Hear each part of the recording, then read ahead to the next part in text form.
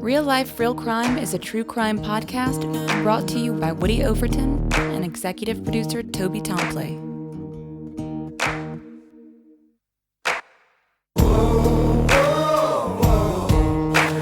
You have the right to remain silent.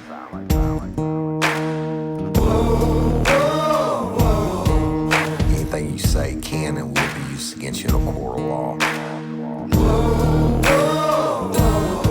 You have the right to an attorney prior to and during any questioning. You can't afford one, the court will appoint one for you. You understand your rights? Your crime spree was over, son. Yeah, you thought you had it licked, but Detective Overton made your sugar turn to shit.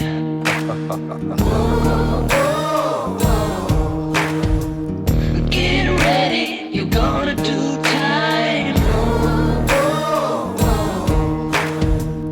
Real life, real crime. Warning. This episode of Real Life, Real Crime, the podcast, may contain descriptions of acts of violence or that are of a sexual nature. It should be for people that are 18 years or older. Heed my warning, people. I did not get the facts of these cases off of the internet or from some television show. The facts we're retelling you were presented to us by the victims of the crimes or the perpetrators who committed the crimes against the victims. My description of the crime scenes are what I saw with my own two eyes. If you're gonna get offended, please turn this podcast off now. Thank you. Hello, everybody, and welcome to this episode of Real Life, Real Crime, the podcast. As always, I'm your host, Woody Overton. Today, we're going to be doing a continuation on who murdered Courtney Coco. And y'all know I don't use scripts, and this is going to be unedited. So the lip smacking or heavy breathing or, whatever you may hear, you're just going to have to deal with it. I'm in the room today with all of Courtney's dearest family. Well, I can't say all of them, but I'm in a room today with some of Courtney's dearest family members, and I'm going to go around and introduce you to them in a minute. I just want to talk to y'all about this and how huge it is that you continue to show the support, lifers, that you've done since we released the episode last week with Miss Stephanie and Jim and I when she was on the phone. Now, Courtney's case will be 15 years old in less than 3 weeks, y'all. 2 weeks, 2.5 weeks. All right. So it's not cold, it's frozen. And Jim Raffman is not going to be with us tonight. We just got off the phone with him, and he certainly will be abreast of everything that's going on. And Jim and I have been working on some things actually every day. And we'll get into that later on. But today I want to introduce y'all to these family members, and then we're going to talk about some certain aspects of the case that we just need to get out of the way. We need to put it to bed, good, bad, or indifferent. But I want to thank each and every one of you. Your response has been overwhelming. It's awesome. Y'all, we started the email, the tip line email, and I forgot to tell y'all this, but I've already gotten people that are sending stuff in. And the email is whomurderedcourtney@gmail.com. And we're going to post it in the show notes, and you'll have it. And it's important, y'all. No, the only silly idea is the idea that you don't come forward with, right? And so we need you. And I didn't know this was called crowdsourcing. Someone told me about that today. Another lifer did, or not today, yesterday. And so crowdsourcing is when you use the fans to help solve cases. And y'all, we're going to crowdsource the heck out of this. We need you. And somebody out there knows what happened. And somebody out there can come up with an idea to help us break this case. So keep doing what you're doing. I appreciate it. Patron members, it's huge. Yeah, y'all, we had a huge response from y'all this week, and everybody wants to help in Courtney's case, and we couldn't do it without you. Okay. And also from this point forward, we're talking about Courtney's case. We're going to have people that are people of interest, that we're going to look at. Everybody is going to be looked at until we, can exclude them. And we're no longer going to use any names. But it's not really going to apply today, y'all. But we're not going to use any names on people of interest. We're going to come up with some type of code system, and we'll tell you about that next week. But without further ado, I'm going to tell you, Miss Stephanie is here. Miss Stephanie. Hello. So, y'all, Miss Stephanie is Courtney's mom. And if you listened to the episode last week, you'll recognize the voice, right? So, you doing okay? I'm doing fine. All right. So we have all your family here, right? Yes, and I didn't know, y'all, that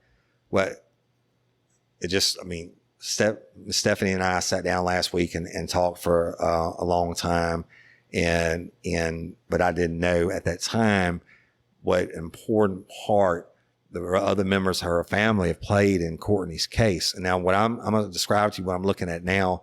Besides these beautiful ladies, I'm looking at a table stacked full of information of 15 years of casework that this family has put together. And it's impressive, to say the least. And so they know what they're doing. They have lived this. Miss Stephanie has not been alone. These family members have lived this. They've cried it. They've hurt with it, and they still do every day. And that's why we're doing this, Miss Stephanie. And so I'm going to introduce everybody else. Miss Lynn, go ahead. I'm Lynn, and I'm Stephanie's sister that's 11 months younger than her. And I'm Courtney's aunt. She called me Nanan.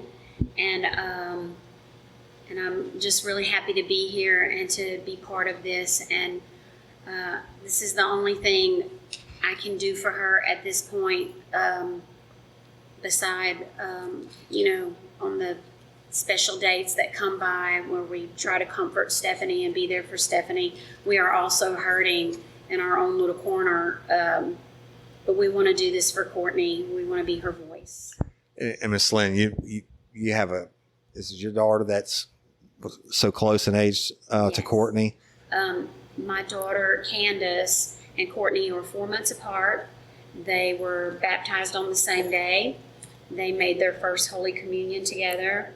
They actually graduated on the same night, and they were very close. They were both cheerleaders, and so my daughter Candace is very, very close with her, along with my other niece Kayla, who has been very, very close with her too.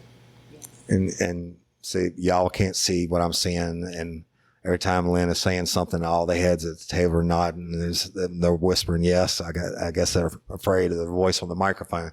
Very, very strong family unit here. I know it's not easy, but there's a reason we're here. Go. Okay, my name is Michelle. I'm Stephanie's baby sister, and Courtney was my godchild. She called me Shell, and my daughter is Kayla that Lynn was referring to, and she was 2 years younger than Candace and Courtney, and so they kind of babied her, but still let her hang out with them because they all did cheerleading and gymnastics together. And Kayla always said Courtney may have only been 110 pounds, but she was a firecracker. If anybody tried to mess with Kayla, Courtney always had her back. Took care of her. Yeah, Took care of her. Take care of her Kayla. Yeah. So really, the cousins and all that. Close. Like that. Yeah. So The three girls. We always took pictures of them. you are Courtney's godmother, and Lynn, your husband. I'm looking at The three picture of them. That's them. Yeah. Can I get a copy of this? Absolutely. And Courtney, Sissy, and Kayla. Beautiful, Candace, Sissy. Yeah. beautiful girls. So you're her godmother, and Lynn, your husband is her godfather. Yes. And y'all, if you're not Catholic or whatever, that's really the ultimate sign of respect. You actually, and correct me if I'm wrong about this, if something had happened to Stephanie and her husband and Courtney needed to be cared for, it's godmother and godfather's responsibility to make sure they're raised the right way, et cetera. It's a very important position, and a sign of respect, right? So Yes, we would have taken her and raised her right. yeah. And next is Courtney's grandmother. I'm gonna let her introduce herself. My name is Ina Laborde. Excuse me, my voice is quivering. It's okay, sweetie. Listen, y'all, it's okay to cry and get upset. I mean, this is, 15 years and it's your baby, right? And it's hard because I look over at Stephanie, I see her pain. I listen to Lynn talk about her and her pain, and my baby girl Michelle and her pain. And then I think about Bobby, Stephanie's husband, who was actually the only father figure in Courtney's life. Bobby never had children, so Courtney was like his. After her daddy died, then Bobby was like the sole daddy there. But Courtney's dad did die at a very young age. She was only 8 when her dad died. But Bobby was a big part of her life because he helped teach her how to walk and everything. But anyway, Courtney called me Mama, and that's what all my grandchildren call me, Mama. And Lace, Stephanie's oldest child, is the one that spells it the way it's spelled, M-U-M-U, like a moo-moo, but she would say Mama. So I have kept it that way since Stephanie's oldest daughter named me that. She was the oldest, so I let them call me whatever she wanted. And that's her name for me. So all of my grandkids, to me, are called my baby boys and baby girls. I had 8 grandchildren. I got 7 living. And they're all my baby boys, baby girls. And my great-grandchildren I refer to as my baby boys and baby girls. And this has been a very tough ride. And as the mother of Stephanie, I can honestly tell all of you that right after Courtney died, Stephanie did not want to live. She really didn't want to live. And she would look to me, she wouldn't let me out of her sight. I couldn't get 2 steps from her. And she needed to have her mama. And I tried to give her as much strength and courage as I could. And I never let her see me cry. I never did. When she was crying and hurting, I was always there to be strong for her. But then when I got a chance to get away from her for a few minutes, I would sob. One day, right after Courtney was murdered, there were hundreds of people at Stephanie's house. And y'all, I lovingly have called her Taffy since she was 3 hours old. But her name is Stephanie, and she reminds me of that. But she loves the name Taffy, too. But I walked out of her house, and there were, like I said, hundreds of people everywhere. And that were hearing that Courtney's body had just been identified. And when I walked out of the house, Stephanie looked at me and she said, "Mom, I don't know how to pray." And she really could not pray. So she forgot words to the Our Father.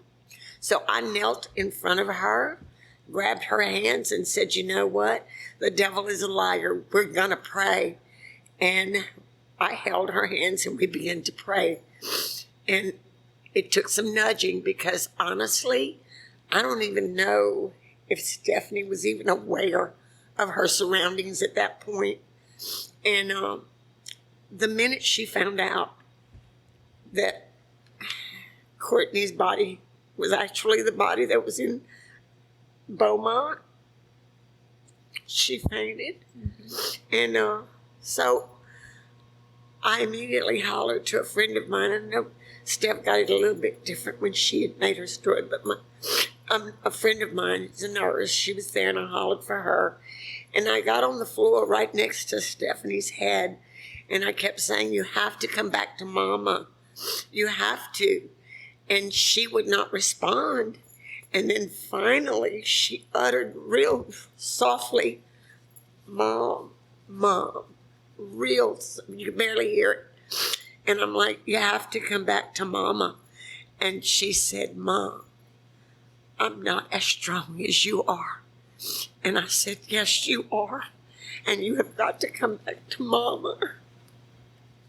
So remember she started screaming, "I don't want to live. I want to die. Yeah. Just let me die. I don't want to live she without my did. child." She did not want to live. She really did. She also said even Lazarus was brought back by the Lord in 3 From the days, dead. and so Right. God can bring back Courtney. And I'm actually the one that had to deliver her the blowing news, Yeah. which was the worst. Yeah. Was my husband went down to identify the body because he was in law enforcement, and he went down to the crime scene. And I remember she was sitting across the table from me, and we were waiting for the call with all hope in our heart that there had to be a mistake, that it had to be somebody else, that somebody else just had Courtney's ring on it. It wasn't really her. And when my husband called and he said, "It's her," I couldn't even say anything. I just looked at her, and I was like, I'm fixing to give my sister the worst news of her life. God help me, give me the strength. And I had to tell her, "Stephanie, I think that's it's when I her." passed out. You did. And it's the most horrible thing that I've ever had to do is to tell her to take every ounce of hope from her by telling her it was Courtney, and we had to start planning a funeral. I'll never forget that day as long as I live. No. Yeah. And just to back it up, that very day, at 12 o'clock, I was watching the 12 o'clock news, and I was watching, at the time, the serial killer, Derek Toddley, Derek Toddley, from Derek Baton Toddley, Rouge. right. And I was watching on the news, all of his family gathered outside, and they were getting ready to go inside, and I was praying so hard for those people, and I was like, oh my gosh, like the horrendous thing these people are fixing to go through. And my phone rang at 12:15, and all I heard Stephanie say was, I didn't body Courtney ring. That was all I heard, and I said, I'm coming. I didn't know where I was going, but I said, I'm coming, and contacted Michelle to please head straight over to my mom and daddy's house and to please pick them up. Something awful. We didn't know. She didn't know. She couldn't even tell me.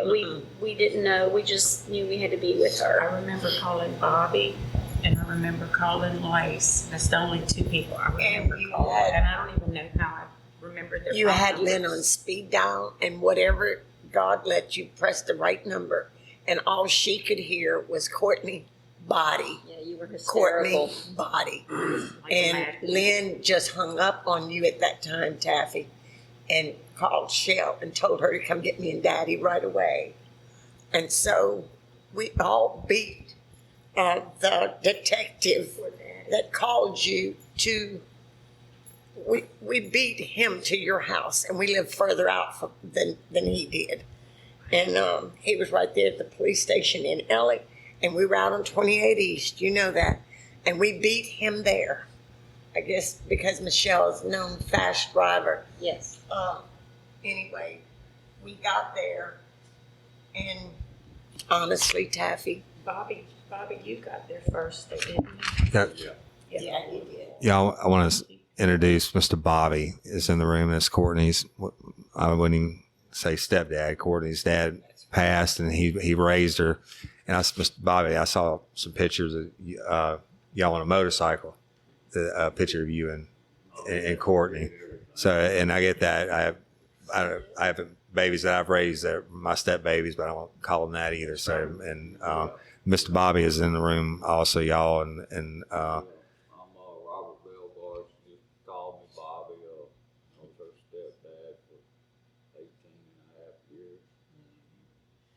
and in case y'all, I have two mics set up, and I'm not technical, but he said his name's Mr. Robert Belgard, and it was Courtney's stepdad or dad for 18 and a half years. And so a lot of pain in this room, a lot of faith in this room. And, there's a reason we're together, and we're going to try to push forward we have to close, to do something with this, right? I don't believe in closure. I just believe that God is going to help us through this all, but we will never, ever forget. Bring her back, But I have one little story to share, and I've tried to share this with a lot of people. Right after Courtney died, was murdered actually, but I hate to say that word, but it's fact. This friend of mine that was at my house, at Taffy's house with me the day that we got the news that Courtney was in fact identified, and Greg had gone there with 2 officers from APD. And my friend, when I would tell my friend that I could not stand the pain anymore, not about Courtney being murdered, I couldn't. And she kept telling me, Ina, you can do this. And I am a very strong-willed person. But there comes a time when you see everybody around you crumbling down, and you trying to figure a way to hold everybody up. She shared with me that God could take away all of my pain, but the first thing he'd have to do is take away my memories. And I wasn't willing to forego that. So I just decided that I was going to just go through whatever I had to go through, me and my little family, and we were going to make it to the end. That's powerful, right? So maybe it's not like I said, you never get closure, but maybe we get to the point where we quit wondering who and what happened, and then you can focus on the memories, right? So then one more thing, Miss Anna, I want to talk to you about real quick. Stephanie gave me some photographs from Courtney's funeral that had little verses on it, and they are on the private patron page, y'all. But the verses, you would think, me not knowing, right? I would think you're going to a funeral home, and it's a wake, and they put a pretty picture of the girl and a Bible verse, but that's not what happened in this case. And I want to tell this because I think it's important. Can you tell us? And the time frame is important, not from a criminal standpoint, but just from an emotional, real. Well, I had been. This is Mama again. I had been at Angola for a couple of days. I'm their union rep. Yeah, you were working. You weren't a resident, right? I wasn't a resident of Angola. I was actually working, and then I came home. And it was the afternoon of the 30th, September 30th. And I got a call from Courtney. And we're like, our first little, hey, BB, how are you? Hey, Mama. And so, anyway, I had given to each one of my children and grandchildren, I'd gone deliver the Purpose Driven Life book. I brought that, a notepad, and a little work study book with it. And I said, okay, everybody, my kids, my grandkids, all got one of those books with the little study pamphlet. And I assured them that they could not discuss any of this. They had to read one chapter at a time and jot down their little questions, and then we would get ourselves back together and discuss it. So when I got home that day on the 30th and Courtney called me, she said, Mama, I want to talk to you about chapter 6 of the book. And I said, oh my God, baby. Mama didn't get a chance to read it because I'd been working And she said, it was cute though, Mama, and you asked us to read one chapter every day and then discuss it. I said, Mama's going to have to beg your forgiveness. I'm going to read it though. She said, okay. And remember, chapter 6 is my favorite chapter so far. So after we were sitting around God trying to plan Courtney's funeral, I remembered, you start trying to remember the last time you talked to someone or saw them, and all of a sudden I could hear her voice saying, Mama, remember chapter 6 is my favorite chapter. And so I asked Taffy or Shell or Lynn, I don't know, one of them to get me the book quick, that I had to see what that chapter was. And this is just a part of it. It says, Lord, remind me how brief my time on earth will be. Remind me my days are numbered and my life is fleeing away. And that's Psalms 39, verse 4. And this last little part is, I am here on earth for just a little while. And that's Psalm 119. Now, we use that as part of Courtney's little obituary thing that they give out at the funeral homes and stuff. And I had told that story on TV because I have very close friends that work for Channel 5. And they wanted me to come by the TV station before I went to the funeral home because they wanted for me to talk about Courtney, my grandbaby. And they met me at the front door when I got there, all the reporters. And so I began to tell them the story about the book.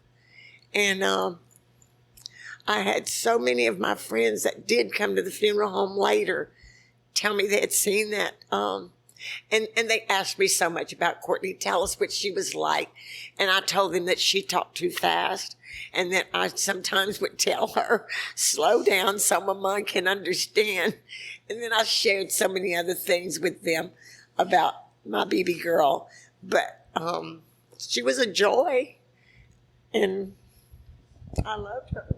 I know it's obvious y'all how much you all love her, but it's okay. That not a dry in the room, but I just thought it was amazing that she told you that on September 30th, and she was murdered just a couple days later. Okay, but anyway, y'all, like I said, it's unscripted and everything, but you've met the family, or not all of them naturally, but you met the ladies and the gentlemen who've been working this case or living this nightmare for 15 years. Now, I'm going to talk about the reason I believe they've been living it for 15 years and it's not been closed. Okay. Now, I don't even know how to really begin it other than to say, I mean, I'm straight up, I'm going to be talking about the police work or lack thereof. And what happened, if you listened last week, is the detective Cedric Green from Alexandria Police Department called Stephanie on the phone and basically told her that Courtney was dead, didn't do it in person. And then at some point later on, he came to the house, etc. And Stephanie said that she never felt like he treated her right, or if she felt like he treated her as a suspect, et cetera. And other family members have told me the same thing. Everybody here is shaking their head. But at some point, Stephanie they went to the sheriff and asked for help on the case. Now, let me explain to you, and most people don't know this. The sheriff is the highest ranking law enforcement official in a parish. They have the ultimate say-so when it comes to claiming jurisdiction over any type of case. And one of the things most people don't know, and I didn't know this until it actually happened, the sheriff can actually tell the state police to get out of the parish. And so that's how much power they have. But so Stephanie and they went to the Rapides Parish Sheriff's Office and the sheriff. You want to tell me what happened? Well, Sheriff Hilton, who is our present sheriff, I had asked him right before that election, because everywhere we turned with APD, we hit a brick wall. So I guess out of desperation, a friend was running for sheriff, and I thought, I'm going to sit down and give him some information and see if he can help me if he gets elected, because he had been our sheriff before. And so then we met for lunch. I gave him a folder with information about Courtney's case. And he called me the next day and he said, I wonder why no one has been arrested. I said, I don't know. And he said, well, when I become Sheriff Anna, I promise you that I'm going to assign my 2 best detectives to that case. And I thanked him, and I was so full of hope because I felt like maybe someone was going to listen to us. And let me ask you some sign. What year was that? Well, I guess the sheriff's elections every 4 years, so that would have been 2006. I was going to say 2006, but maybe it was 2008. Well, he was the sheriff when Courtney died. no, he got elected sheriff after Courtney died. Matter of fact, the election was November, and we had another sheriff then, but William Earl won that race. William Earl Hilton. Right. He won that race, so he took the reins over in. They swear in like July 1. So, okay, so that's okay. That's okay. I'm not trying to trick you up. There's a reason. It's okay. It's okay. Y'all, there's a reason I'm telling you about this. All right. Now, this is a fact. There was a Courtney's death certificate, and I'm going to lock it up on the patron page, along with the autopsy report and toxicology, et cetera, which we're about to talk about. It states this case is a homicide. Courtney was murdered. A homicide is an illegal taking of a life. But the case is in Chambers County, Texas. That's the jurisdiction. It happened in Winnie, Texas. There was the detective Rabelais. What was his first name? David Rabelais, who the family members all are very fond of. He's now retired on medical retirement, but he said he went above and beyond and working. He said he'll never forget about this case. And you know what? That's how it should be. And that's how I've worked every case I ever worked like that, right? And that's how I'm going to work Courtney's case. But let me back up to that. The detective Rabelais came to Alexandria. Now, the reason why, we know Courtney was last seen at her residence that she was renting in Alexandria. We know they had a party there, a Domino's party, et cetera, the night she was murdered or went missing, what have you. So it's probable that, and there's some other issues that go into the reason. So they're looking at some people up here, people of interest up here. But Detective Rabelais comes up and he gets shut down. And we're going to talk about that for a second, and then I'll tell you how ludicrous that is. Who wants to tell me? He came over to my house, Detective Rabelais, and he, had Courtney's file with him and everything, and he sat at the table and asked us a lot of questions and everything. But he also had been talking to the APD detectives. APD is Alexandria Police Department, yes, sir. And he told us Me and my husband were there. Do you remember exactly how he said it? He said that he was a 17-year 27. detective in Beaumont. He averaged 4 homicides a week.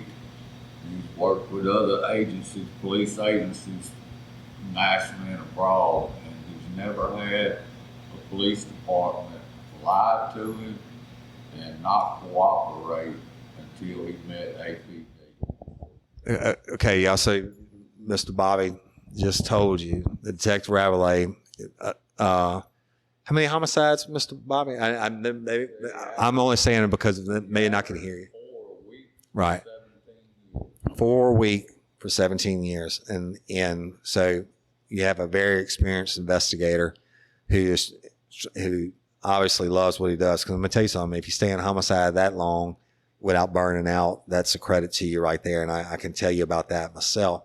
But he's here and he's getting shut down. Okay. Now even when I was with the state police and I would go out to assist other agencies on their cases, the first thing you do is, out of respect, you show up in the jurisdiction, you go to whatever law enforcement agency it is, tell them who you are. Naturally, they already knew who he was, right?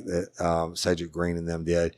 But he said they absolutely lied to him, shut him down. And what else, Mr. Bobby? He was wanting to go interview a couple of people that were incarcerated. They wouldn't And I'm repeating this, y'all, because I don't know if this other mic is picking it up. And Mr. Bobby said that Detective Rabelais said he requested to go interview suspects, not people of interest, but suspects in Courtney's murder, and they told him no. This was their turf. They wanted to know what that detective was doing here on their turf. Yes, and well, someone from the sheriff's office must have said that to him because he had gone there. I mean, he's a brother officer. He came from the sheriff's department in Chambers County, and so he came and met with the people at the sheriff's office, and then that's when they got word that they didn't know what he was doing on their turf. I did address that with Chief Cootie. I said I didn't know this was a turf war.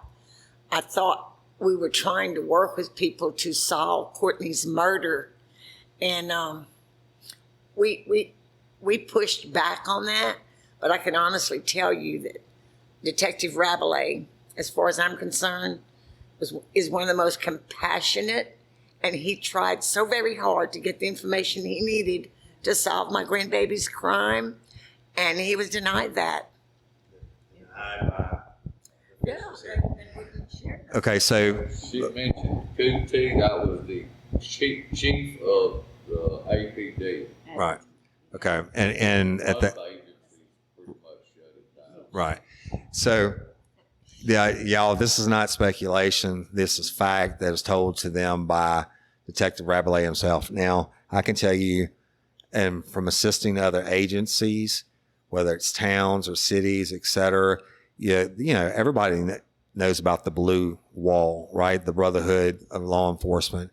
And why would you shut somebody down and say, what are you doing here on our turf, et cetera? First of all, the death certificate is signed out of Chambers County, Texas. Detective Rabelais is assigned to work this homicide. And he comes up here and they cut him off. My question is why? Okay, so we're going to get more into this as this investigation goes on, but it's not right. And let me fast forward just a little bit. I was going to say, he told us he had never been treated so unprofessionally ever in his life, in all of his work, like never. There was jurisdiction issues from the very beginning, and all the articles that came out of Texas. There was, a year later, they always was mentioning jurisdiction issues. Okay. All right. So we'll get more into it, y'all, later on, but this is going to segue into the next part, which is at some point the family goes, like you heard the grandmother state, they get the sheriff, the newly elected sheriff, and he puts his two best guys on it, and it goes on. Obviously, like I told y'all earlier, this big long table I'm looking at with all this case file information, all these work these ladies and this gentleman have done for Courtney, timelines. Just you couldn't believe what I'm looking at, right?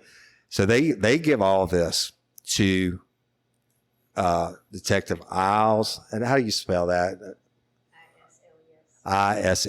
So I don't say it incorrectly. Detective Isles with the Rapides Parish Sheriff's Office, who is assigned to Courtney's case. Now, with last week when I was talking with Stephanie, she had called the day before and some days before that, trying to get Courtney's class ring, which is what they use to identify our body, and trying to get an update on what's going on the case. And she got the runaround basically, and nobody would call her back. And actually, I think it was a week and a half you started with the calls. But while I was there, she had told me about talking to him again the day before.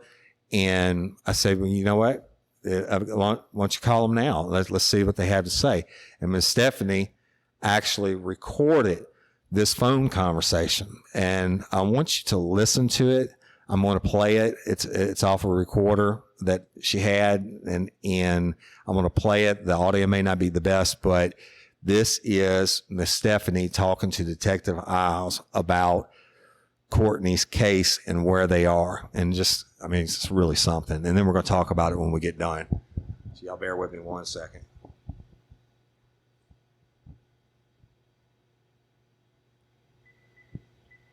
Turn the volume up.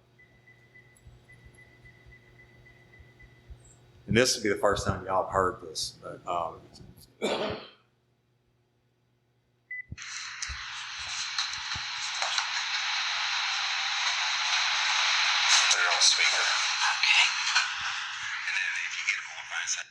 and you're going to hear me talking to Stephanie while she's on the phone with him at some points, because I have questions about things that Detective Isle is saying, and I'm actually hitting Stephanie's mute button and saying, hey, what about this? What about this? Again, y'all, this is unedited, so here it is. I want whatever I can get out of my daughter's case file. He says, why? I said, because I want it. Well, I just talked to him. Yeah. So you're talking about Mims? Mims. Phillips. Okay, let me call him back. Because they told me he was in That's a... right. And say you're supposed to call me back yesterday. It's the last number I called, so here it is. Yeah. I want everything that's not classified. Not classified. He says it's private. They're using. Ask me again tomorrow. Criminal records, can I help you? Yes, ma'am. Is Detective Phillips out of his meeting yet? I don't know. I'll pause it for 1 second. They had told you didn't know it was Phillips and Isles were on the case? And Mims. Right. There was two people that they told me, detectives, that I would have to talk to about getting Courtney's ring. And I didn't know who these people were. They mentioned a Mims and a Phillips or Phelps or something. And so I kept trying over and over to call them, and I never could get them to call me back. So then I said, is this the same office that Detective Isles is in? And they said yes. And I said, well, then is he here? Okay, this is Stephanie Belgard. Could you check for me, please? Well, I can't check. I can send you to him. We don't work in the same office. Okay, well, could you get me over? Transfer you. Okay. Yeah, I'll transfer you to him. Okay. Just a second. Okay, And thank I guess if he doesn't answer, then that just means he's not in there, and you just have to, call back. Okay, what about Give you his Detective number, Isles? What about Detective Isles? Is he I can tell if they're in their office. I can just give you their number. Let me give you Phil's number. That way, if you have to call back, it'll go directly to him. Yes, ma'am. I'd appreciate that. I'm ready. Okay, it's 473-6712. Wait, 47362. No, 6712. Oh, 6712. Okay. Okay, and that's directly And to I'll Phillips. Yeah, I'll transfer you, but if you have to call back, you can call him directly at that number. Okay, and Mr. Alls, would he be reached at that same number also? No, his would be 473-6648. 6648. Okay, I sure appreciate you. Yes, you're welcome. I'm going to transfer you now. Yes, ma'am. Thank you. Huh?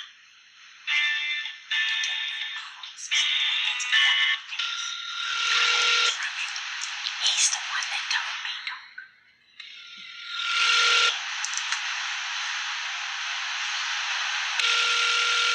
This is Detective Phillips. Again, y'all, any whispering you hear us, Stephanie and I talking while we're waiting on the phone call to pick up. He's the one that set it up. I said, I'm fixing to call this man in. Yes, ma'am. Is Detective Phillips in? Hold on, ma'am. Okay.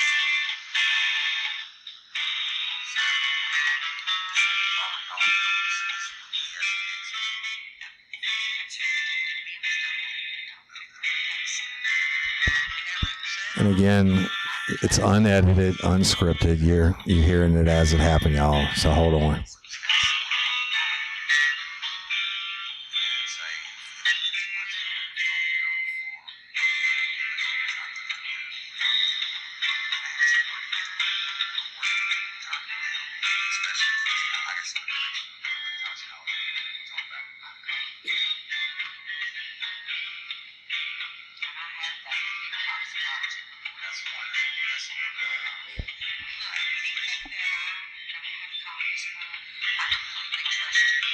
It's all right.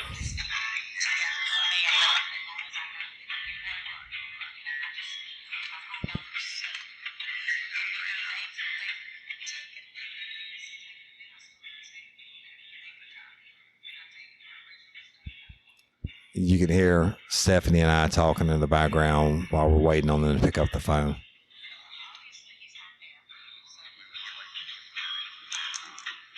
Should I call Detective Alls?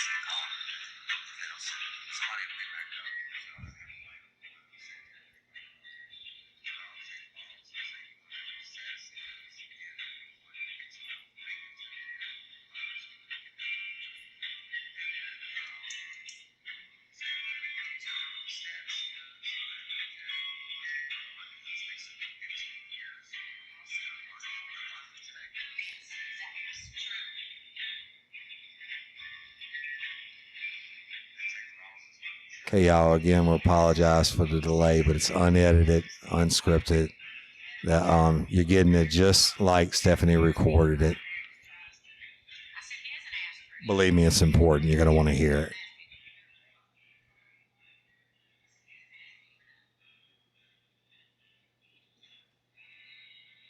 Correction to Alls' last name. And you know the money that I sent you. How do you spell it? I-L-E-S. I-L-E-S. Detective I-L-E-S.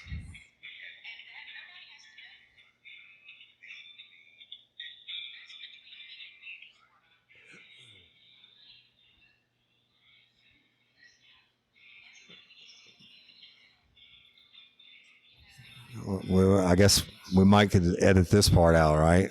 So I didn't remember it taking this long. Yeah, that's right, because we were talking. You're right.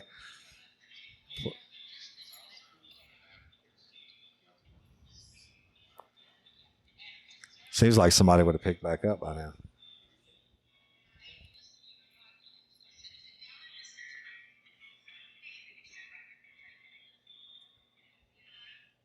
Yes, ma'am. I was holding for Detective Phillips. Okay, hold on 1 second. Okay, babe. There you go. Your tax dollars at work. Oh. Lieutenant Mims, this is Stephanie Belgordy.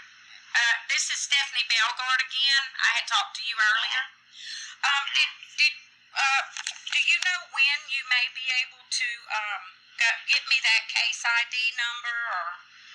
I don't have a number yet, but I checked with our property guys, and we don't have any physical evidence. We don't have any property regarding the case. That will be all with APD or state police. Okay, well, the APD told me they gave y'all everything. So,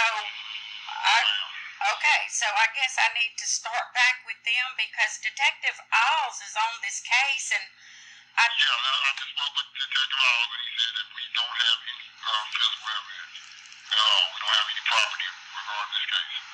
Okay, well, is Detective Alls in where I could talk to him and? Well, he's having lunch. Let me check. Hold on. Okay.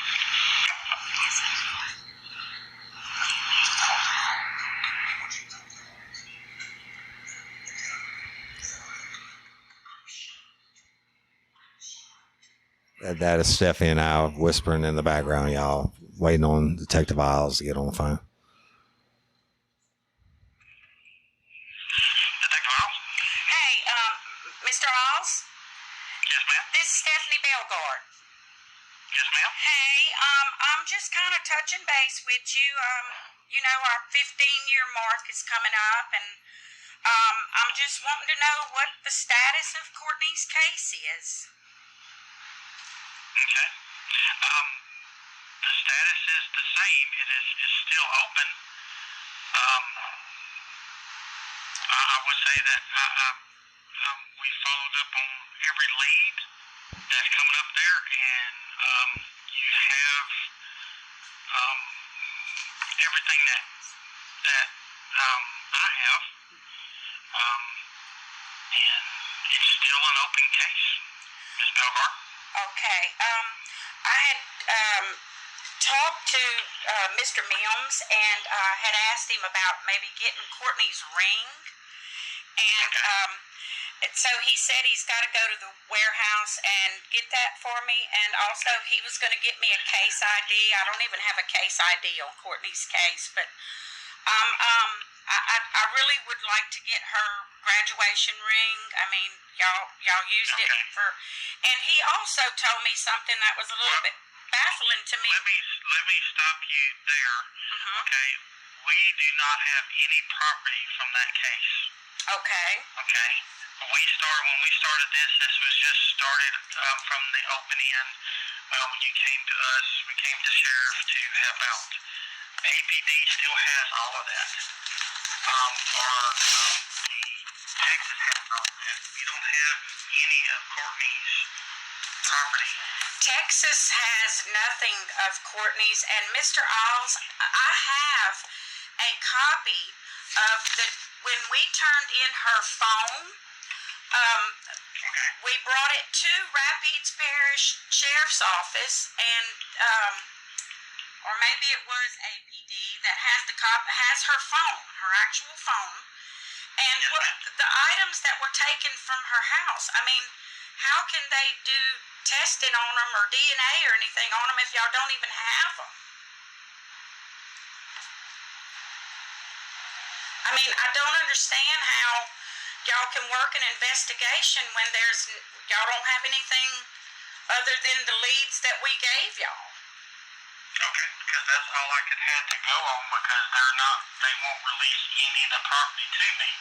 It's an Alexandria Police Department case. They won't give me any of the physical property. What I had to go on was actually the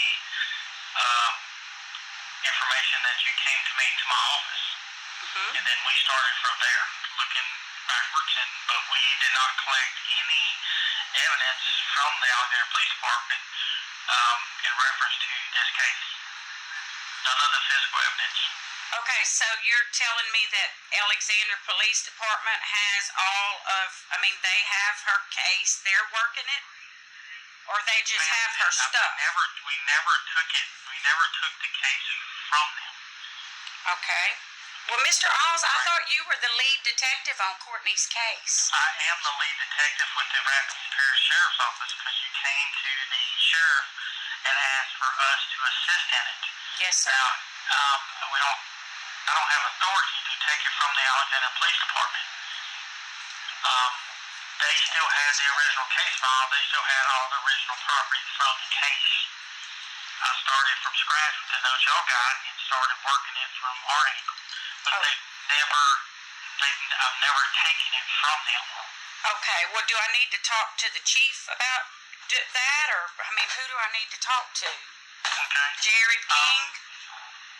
I would talk to Jared King about any property that you have that ABD may still have. Well, I have a whole list of things that they took from Courtney's house. Yes, ma'am. And ABD still has that. We don't have any of it. Okay. Okay. Okay. Also, second question. That toxicology report that Stephen Norman did. Did you ever? Actually do the. That was the actual toxicology was done by Texas. Okay. Well, the report itself. Yes, sir. Was actually as far as was an opinion by Dr. Norman. Okay. His but opinion. The toxicology is done and the results of the toxicology with the stuff in the system. Yes. Was done by Texas. Okay, because I just, I told you I didn't buy it, and I wasn't. That just wasn't satisfying to me. But I'm just kind of really confused on why would they even do a second toxicology report when there was never any mention from anybody that gave us tips or anything. Nobody ever said Courtney was drunk. I can explain that to you directly, Miss Stephanie, is that I called over there to Texas and said, okay, what do since was there anything still over there that y'all had or anything else? And Texas looked at it and says, okay, we still have her blood. We still have some of her blood. And I said, okay, can we rework that to make sure that we didn't miss nothing with either today's technology or, what we have? Can we just rerun it and redo everything? So they took the blood and did a reworkup, and that's when the results of that came up. Why that didn't show up on the first one? Yes, sir. It may be it may be clerical error on that. I do believe. I can't tell you the difference why the first one said that what it did and why the second one said no. This is what this did. Okay. Because Mr. Isles, I know there was French fries in her stomach. And if she would have drank that much alcohol and took that much pills or whatever, she would have thrown up and there wouldn't have been anything in her stomach. And I mean, I'm not a doctor, but I can figure that out. Ma'am, but I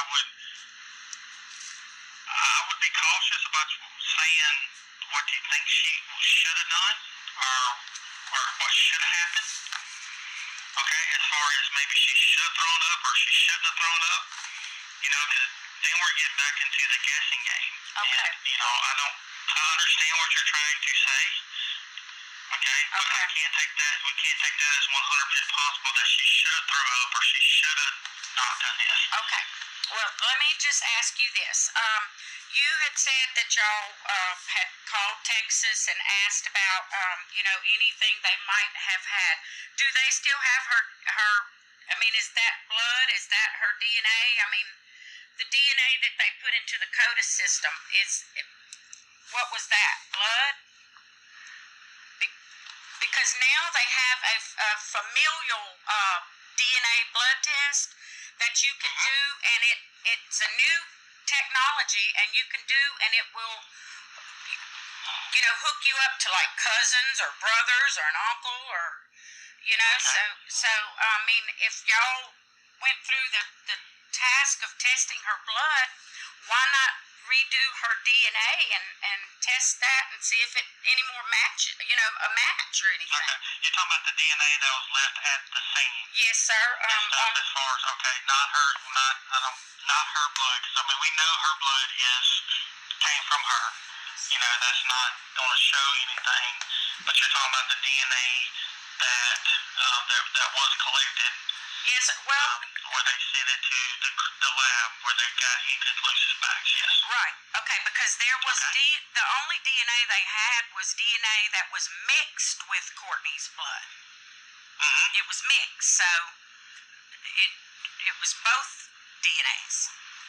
Okay. On the trunk latch is what I was told. That was from the original crime lab reports. Yes, Let me check and see if that was either Texas or us, and we can look into from doing that. The familial DNA. Come up with. Yes, ma'am. Okay.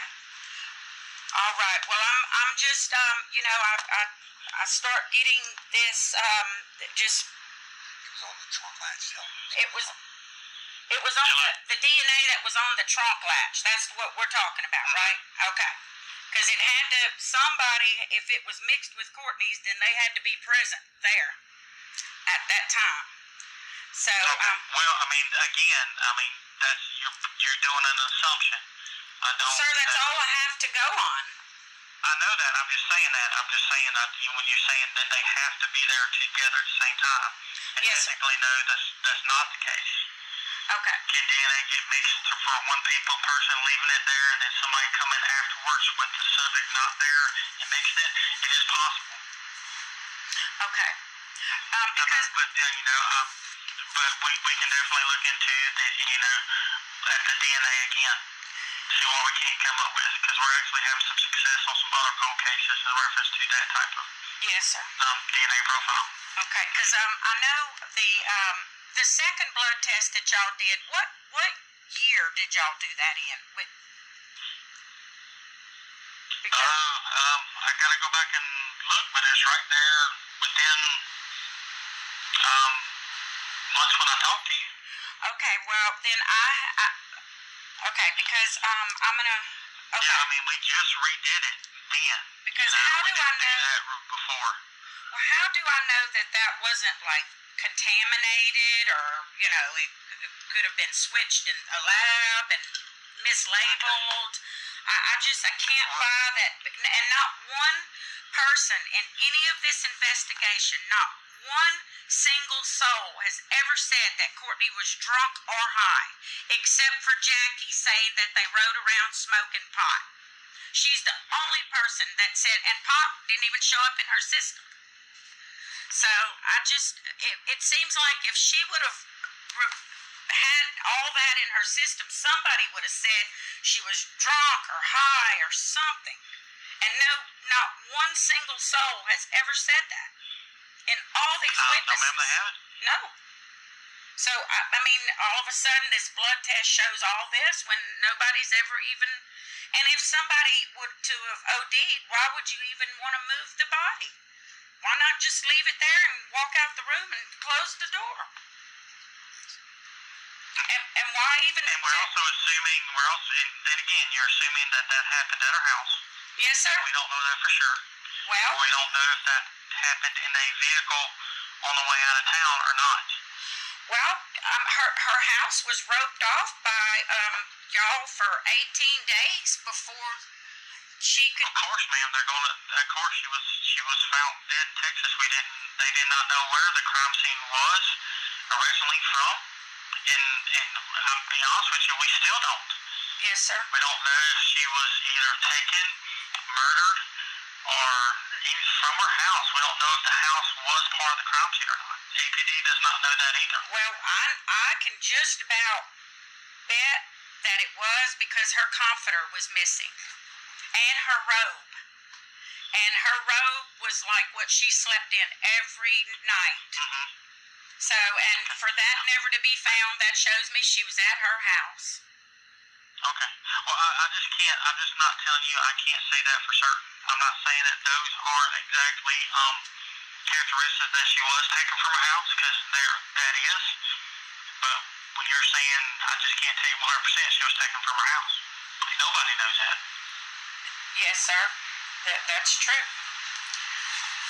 Okay, well, Mr. Alls, I'm trying to get her case number, and I want to get her ring. First autopsy report had no drugs in it by everyone. Okay. Okay. 12 years later, why? Hello? Okay, yes, sir. I'm sorry. My phone keeps cutting out. I guess someone's trying to text me. But I'm just so concerned over that first toxicology report, the coroner's report, everything. There was no indication of nothing but a little small, minute amount of alcohol in her blood because of decomposition. Okay. And so 12 years later, I just don't understand how this could be like all this in her system. I mean, that's almost like saying the first man that did this didn't know what he was doing. I mean, why even retest her blood? I don't understand why they that. retested her blood at our request. They just did not do that. We requested that.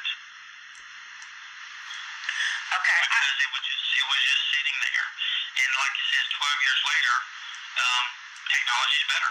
Yes, sir. Well, have you ever got a profile off of her DNA, Mr. Alls, like a male? When you say her DNA, you're talking about the DNA, found on the latch of the trunk. The profile, no, ma'am. Okay, because I thought at one time you had told us that it was, I don't know if I remembered correctly, but like it was a black male, but I don't know. No, ma'am. Okay, so y'all don't even know the profile of the DNA? No, ma'am. Okay, because I'm glad you called, so we can definitely look back. So the DNA is never matched against any items taken Look at from the her DNA house. again and see what we can do now. Okay. And we'll pull up and see whether or not our lab or Texas has it. Okay. And see if we can't look at doing with today's new technology, see if we can't pull something else up. Yes, sir. Well, so if y'all don't even have the profile on the DNA, then how was any of the items taken from her house, like the Coke cans, cigarette butts, beer cans, dominoes? How could y'all match up anything DNA off any of that stuff with the DNA that y'all have if y'all don't even know a profile on it? Okay. We haven't matched it in any of the DNA profile or anything that was collected with anyone. So all these people that were there at her house must have been choir people or something, okay, because none of them's ever been in any kind of trouble. You're asking me about a crime scene, ma'am, that was done 13 years before I started even on the case. Yes, sir, but you're in charge now, Mr. Alls. Who else am I going to talk to? I'm not trying to get off the phone with you, Miss Stephanie. All I'm saying is APD is not giving me anything. Well, I'm going to take care of that today. Okay, and they're still, I'm sure, actively, but even the reports I got from APD, I got from Texas. They're not actively working anything, Mr. Alls. I feel like nobody is actively working anything. Nobody. Okay. Ma'am, I've followed up every lead that y'all sent my way or that I found out. I'm glad you called so I'll look at the DNA again. Have him look at it yourself. Let him know. But to tell you why the blood did not show any drugs with a 13 years difference, I can't answer that question.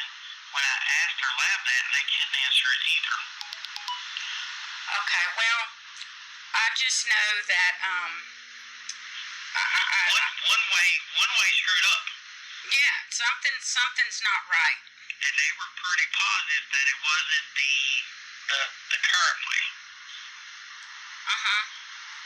So I've researched a lot of things, and I've never known where they've retested someone's toxicology report from the initial one. Okay. So take the investigation to your own hands. Okay, well, what I think I'm going to do, Detective Isles, is I'm going to take this investigation into my own hands and see if I can get somebody that will actively work her case, because I feel like nothing is being done.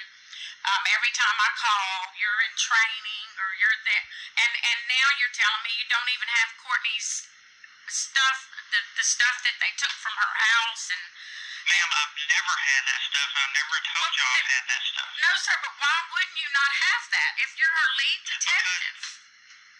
Ma'am, you came to the sheriff wanting him to look into it, and the sheriff says, okay, we will look into it. So it goes down to me to work the case. But that does not give me any legal authority to take it away from the Alexander Police Department. So when we contacted Alex for even the case files, okay, they did not cooperate as far as giving us anything. Okay. It was an, so we started from the very beginning, from your notes. We went over to Texas. We followed up every lead that we could. We scrapped together anything that we could have, and we began working it from a 13-year disadvantage. But we did not get any of her property. The reports I do have from Alexander Police Department, I got from Texas. Okay. Well, I know that they, from day one, never cooperated with Texas other than to go down there and identify her body. And pretty much, I had a detective that was coming from Texas, and he said he had never been, in his 27 years of police work, had never been turned down by a police agency before in his life other than APD. And so I just, so now you're telling me there's still. I spoke with that guy. Okay, yes. And so if I get any information now, or if I needed to send anyone to get information on Courtney's case, you're telling me I need to send them to Alexander Police Department. Ma'am, am I actively working the case? Yes. I'm just saying that I'm not the sole person who can take it away from the Alexander Police Department. And I'm not saying Alexander wouldn't follow up on a new lead. I'm not trying to, paint APD in a bad light to you. Okay. I don't know who's actively working, if anyone. Last time I heard, it was Foshi was working it through the Alexander Police Department. Foshi? He hasn't been on this case in years. I haven't even talked to this man in years. David Foshi? David Foshi? Yes, ma'am. Yes, sir. No. I haven't even talked to this man. The last time I talked to him, we was in a room in APD with a group of detectives. He was just sitting in. He was on the tail end of it. And so now that's my lead detective at APD. Now, I'm not saying that I would not look into anything you see, because I've looked in on everything that you've mentioned to me, from Texas to Monroe and back, everywhere. Okay, I followed up on every lead that y'all either sent my way, and I tried to do as much as I can. Okay. All right. Well, Mr. Alls, let me just ask you this. If I had an investigator that I wanted to send and talk to someone, would it be you or would it be APD? APD has the original case, yes, ma'am. Everything I have is from y'all, from what I've scrounged up on. So I need to call David Fauché. And I'm going to call him. I'm saying that we've never taken the case from the Alexander Police Department. This is just baffling to me, because it's taken me, if I wouldn't have called you just today, I would not even know this. This is just really baffling. We've talked about this before, that we will start from the beginning with this case. But no, sir. I've told you this before, that we have not gotten anything from the Alexander Police Department. No, sir. If you would have told me those same exact words before, I would have been on the phone. Okay. Yes, sir. You've never told me that, Mr. Alls. Never. Okay. No, sir. I would have been demanding them to do something or send you everything because I had faith in you. I have faith in you. And I would have demanded that them give you everything that you would have needed had I known this. So now that I know, I'm taking another avenue. And I'm going to get on the phone and try to find and get in touch with Mr. Foshi and tell him that you told me that's who was the last you heard was the lead detective. Okay. Now, like I said, that's the last I've heard that was the lead detective. Well, if you're the lead detective with RPSO, wouldn't you know who the other detective is in APD? I mean, wouldn't y'all be together comparing notes or? Ma'am, I did not get anything from the Alexandria Police Department. I was told that Detective Foshi was working it, and I did not get nothing from Detective Foshi. Okay. Well, I'm going to find out about all that here in just a little while. Okay. Well, I thank you for your time, Mr. Alls. I appreciate it. Yes, ma'am. Thank you. Okay, y'all, listen. It's very important. And I know I have a room full of really upset people, family members here, as they should be, because they just heard that conversation for the first time. But I need to just get my thoughts out, y'all, real quick before I lose them. Number one, before we even talk about the toxicology report, you heard Detective Isles state unequivocally several times that he could not get anything from Alexandria Police Department. Numerous times he said Alexandria Police Department refused to give me anything. Now, you tell me why the sheriff's office can't get any cooperation from a local jurisdiction police department on a homicide, on a murder case. They refused. He stated, Detective Isles stated, he said, ma'am, the only evidence I've ever gotten in this case came from you and your family, or what I got from Texas, from the sheriff's office in Texas. Alexandria PD refused to give me anything, and he said it numerous times. And I'm telling you, it's just bad business. Now, here's the deal. This toxicology report, we're only going to talk about it for a second because it really doesn't matter. At the end of the day, the death certificate says Courtney was murdered. It's a homicide.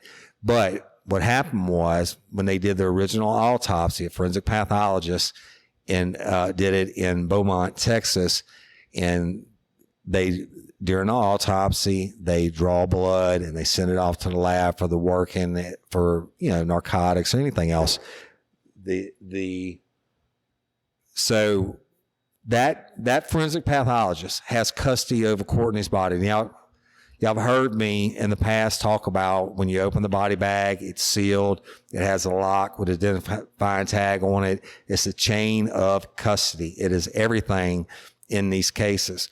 So Courtney's body goes from that warehouse in Winnie to when they would have bagged right on the scene, locked and sealed the bag, goes to wherever they do the autopsy, and we have the original autopsy report. Hold on, y'all. There's a train coming by. Give me about 2 seconds.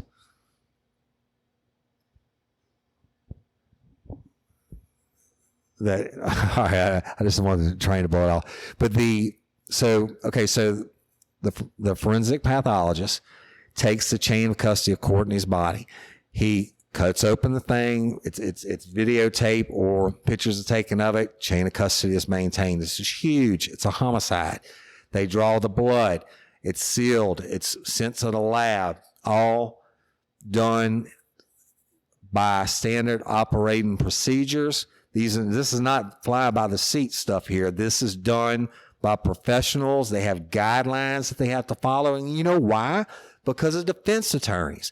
If they mess it up, then they know they're going to lose it in court. And every rule that is in any handbook, whether it's an employee handbook or a guidelines for a pathologist or whatever, every rule is there because somebody screwed something up at some point and they figured out, you know what, to stop this from happening again, we need a rule. So this pathologist follows the rules, sends in the blood, comes back with a very trace amount of alcohol in the system. Whether she had a drink or whether it's body decomposed and it caused it, I don't know. But that's your deal. That's your chain of custody. We know that chain of custody is good. And I'm going to be uploading it to the closed patron page. Y'all go look at it. We know that chain of custody is good. Now, what happened is, I told y'all this last week, a couple years ago, Miss Stephanie contacted me about looking at Courtney's case. And when I told her I would do it, but I needed case file information, she went in with family members and met with Detective Isles. And when she told them that I was coming, he was like, no, you don't want any outside people, et cetera. Miss Stephanie, I'm going to let you tell this part. I'm going to turn this mic back up. Okay. We were actually sitting in this same building we're sitting here now, and Detective Isles met with the family, and I told him about you, and I told him I was thinking of having someone else come in and look at Courtney's case with a new set of eyes, and he completely, I shot that down. He was like, you don't know anything about this man. You know, there's a lot of people out there that, you know, try to get involved, and you don't know anything about this man. More or less let it go. And so what happens after that is, I don't want to use the word magically, because I don't think Detective Isles is a bad guy. I think he's got a what I would have called an acute political emergency, an ape. But magically, they call to Texas and supposedly get Courtney's blood retested 12 or 13 years after the fact, after they know someone's coming from outside to work the case. And lo and behold, here is a new toxicology report that they produced to the family, and basically brought them in and said, if I had to classify this death today, it would be an overdose. And let me tell you what was in the toxicology report. And you can get the specifics of the numbers off the patron page. But the deal is, they said she had a huge amount of tramadol, which is a narcotic. When last week I said it's not a narcotic, I didn't mean that. I didn't mean it's not Schedule 2, but it's the Schedule 3 narcotic pain reliever. And a huge amount of alcohol. And that was something else that we got wrong last week. I said 9 times, or Miss Stephanie said 9 times, and it was 4 times what the legal limit is. And now the rest of the United States of America, your legal limit was at the time 0.08. In Louisiana, it was still 0.01. They changed that sometime in that time frame. But now it comes back that it had, an obscene amount of tramadol, 4 times the legal limit, which means you're dead. If we stop somebody on the street and they blew past a point 03, you had to call an ambulance to take them to the hospital immediately because they were on death's door. Technically, what I was taught at the 4 point or the 0.4, you're dead. So, and again, the original autopsy, she had food in her stomach, French fries and bubble gum, et cetera, showed she had eaten within 2 hours of being murdered. So to sum it up, and I think this thing even said it had MDMA, which is the commonly street term ecstasy. It had everything but Jesus in her, is what this report said. And no, it didn't say marijuana. But I had some lifers out there who I've sent this information to that are pathologists, ER nurses, phlebotomists, however you say the person who draws blood, a couple of them, and they absolutely say no way for a multitude of reasons. But here's the deal. It's a very, very touchy subject for the family, and I get that. We are going to continue to look into this as we go on and get the information from the case file from Texas, because obviously we're not going to get it from Alexandria PD, if Rapid Sheriff's Office couldn't do it. But we're going to put that to bed for now. All right. Whatever the toxicology report, me personally, I'm going with the doctor, the forensic pathologist that had the chain of custody of Courtney's body and did the initial blood test. Not somebody who called back 12 and a half years later and said, can you run that blood?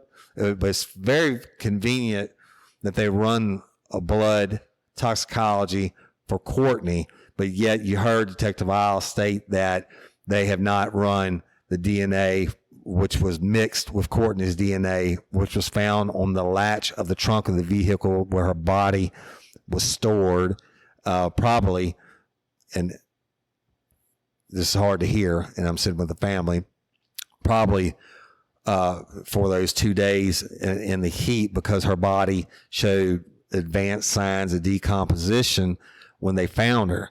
And, that's in the autopsy report. It's undisputed. So the blood or the DNA that was on the handle of the trunk when they took her body out, and she was nude from the waist down. They posed her legs open in what I would call a sexually degrading manner that I've worked on some cases in the past. And they put the body where it could be seen in this abandoned warehouse. Now, listen to me. If you didn't know that if they would have moved it 2 feet to either side, there's no way they'd ever found Courtney's body. Not for a long, long time. But a pipe worker, somebody, a worker that was there near that property on that Monday morning, saw her because they posed her for her to be seen. Now, and to pose somebody in that manner is absolutely 1000% to degrade them. It also could be sending a message to other people. But let me back. I'm getting off track. Her body was collected from there, taken in, the original chain of custody established and controlled, etc. 12 years later, they don't call in. After they come in, the family comes in and says, you know what, we're going to bring in our own people. Nothing's getting done. This new toxicology report shows up, and they try to tell the family it's an overdose. If we had to classify it today, it would be an overdose. Y'all, listen to this. They even went so far as to get a local pathologist to read this new toxicology report, and he just absolutely said Courtney had, basically it was an overdose, junkie type situation, etc. And he never saw Courtney. He's never seen the blood. He doesn't know anything about the chain of custody or anything else. Why would you go that far to do this, to get some local pathologist to give you an opinion on it? And with that, I'm not going to say any more about it because I could go on about it for hours. And these ladies here are furious, as they should be. But you know what? Again, I don't think Detective Isles is a bad guy. I really don't. I think he got handed this acute political emergency because this family went to the sheriff, and the sheriff's, you heard the grandmother say, the sheriff said, why hadn't anybody been arrested for this? Right. But his guys go to Alexandria PD, who took all kinds of evidence from the house, which I'm putting that on the closed patron page. It's going to be a list of all the items they took from the house. All of them could have been DNA tested. Cigarette butts, beer cans, Dr. Pepper cans, etc., clothing. And Alexandria PD has done nothing. I can't wait to get my hands on the Texas file to see if they even turn that over to Texas. Because remember, Detective Rabelais comes to town hoping to get some assistance and interviewing suspects that are locked up in jail that he's got information on, and Alexandria Police Department shut him down. So this toxicology thing, I'm putting it to bed for now, y'all. But you go read it. The original toxicology report's going to be on the page. The new toxicology report's going to be on the page. It will come back up in this investigation, and when it does, we will address it accordingly. But until that time, we don't need to talk about it a whole lot more. Now, I want you lifers to do it. I want you to look at it, read it, send me your ideas. I know you're professionals out there in that field, and even you lay people who don't know anything about a toxicology report might have some good ideas, and we need them, y'all. We got to have your help. Now, it's just so much information and so much to it and so much emotion in this room where I'm sitting right now. But we're doing the right thing, and we can do it with y'all's help. Again, back to Detective Isles, I don't think he's a bad guy. I think he got handed a bum rap. His hands are tied behind his back. he made that point clear that Alexandria PD refused to give him everything he got from the family, or because he had to request it from the sheriff's office in Texas because he got stonewalled by Alexandria PD. Alexandria PD, I'm going to call. I'm calling next week. I'm going to be in town. I'm coming to see you. I want to talk to somebody. And if you want to talk to me, I'm going to give more than help. I'd be more than happy to give you your chance to tell why you would not cooperate with the lead homicide detective from Texas on the case, and you wouldn't even cooperate with your own sheriff's office detectives who have been asked to look at the case.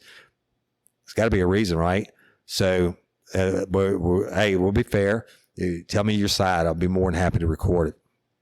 And ladies, I know it's been emotional, and I know everybody has something they could say, and we could do this all night, but putting the toxicology thing to the side, Detective Isles to the side, Stephanie, I think that was a great piece of information you record in that phone call. And you know, y'all, just so you know, as long as one person that's a party of the conversation in the state of Louisiana is recording it, they give permission, then it's legal. So nothing illegal was done there. And so that's it. Everything you've heard has been unscripted and raw.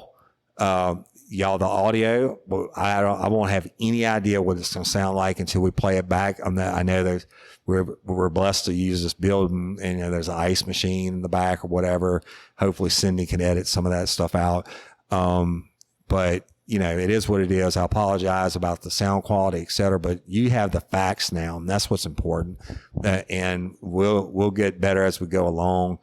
I don't really know what else to say. Y'all want to say anything in closing, or you just want to leave it? I want to say thank you, Mr. Woody. No, don't thank me. And Mr. Jim for actually.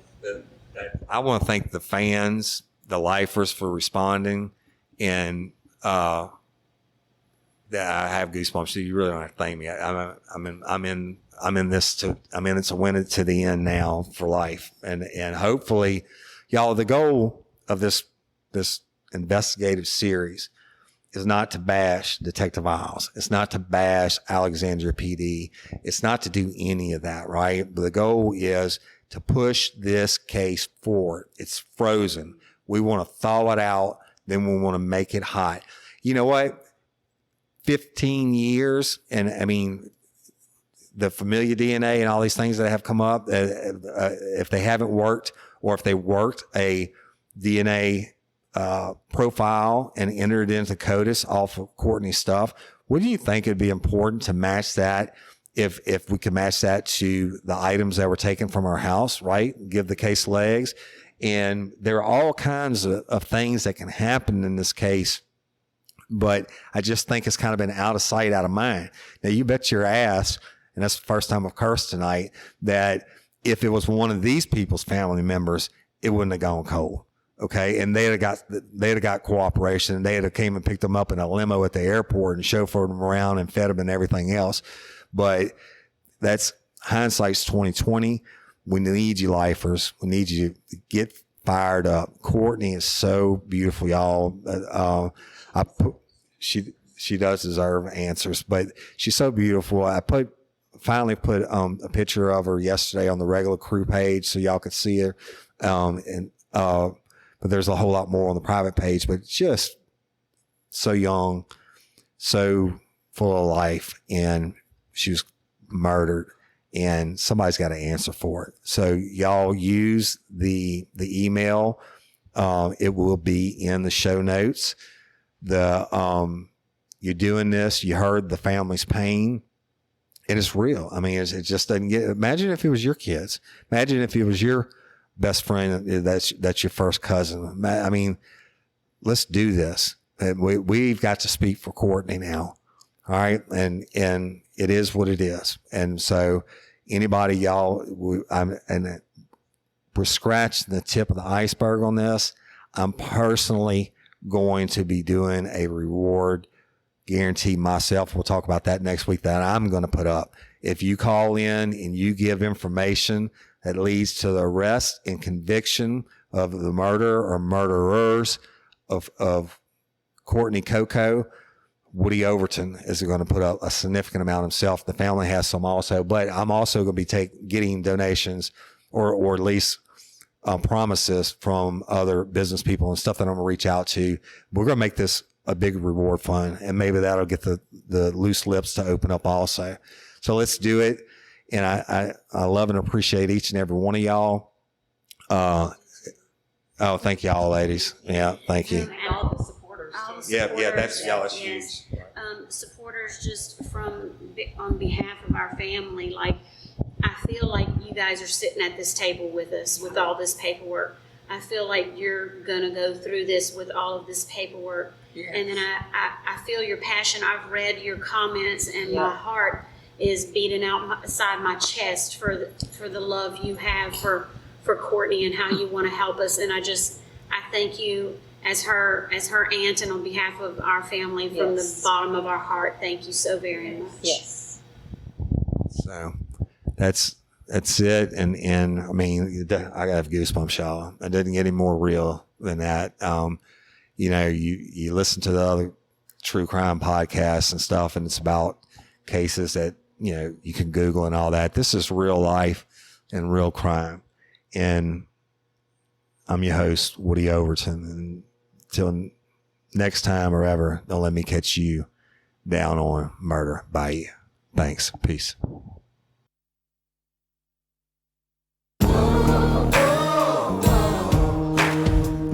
Get ready, you're gonna do time. Real life, real crime. Real Life, Real Crime is a true crime podcast brought to you by Woody Overton and executive producer Toby Tomplay.